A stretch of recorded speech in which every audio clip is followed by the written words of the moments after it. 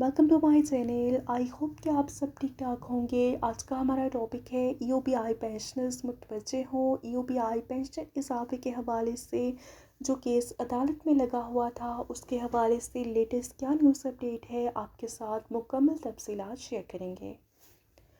Topic के जाने बढ़ने से पहले आपसे रिक्वेस्ट करते हैं कि अगर आप चैनल पर नए हैं तो चैनल को सब्सक्राइब कर लें ताकि सरकारी मुलाजमीन और पेंशनर्स के हवाले से आने वाली हर न्यूज़ अपडेट से आपको बाखबर रखा जा सके।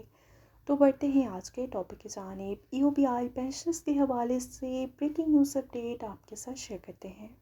आज इस्लामाबाद हाई कोर्ट ने ईओबीआई का एक और केस तय कर दिया। ईओबीआई का ये केस ईओबीआई मुलाजमीन के बकिया बिलों और तनख्वाहों से कटौतियों से मुतल्लिक है।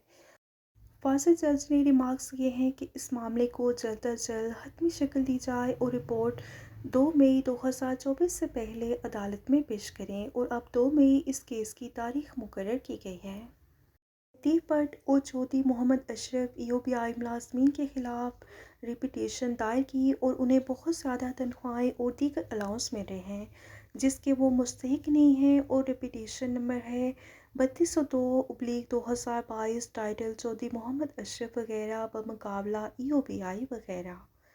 इसका फ़ैसला आज जस्टिस मोहसिन अख्तर कियानी ने सुनाया है और इस फैसले में उन्होंने क्या कहा है आपके साथ शेयर करते हैं।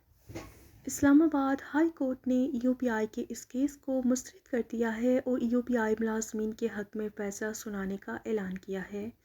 ये थी ईओबीआई पेंशनर्स के हवाले से ब्रेकिंग न्यूज़ अपडेट जो कि आपके साथ शेयर की गई।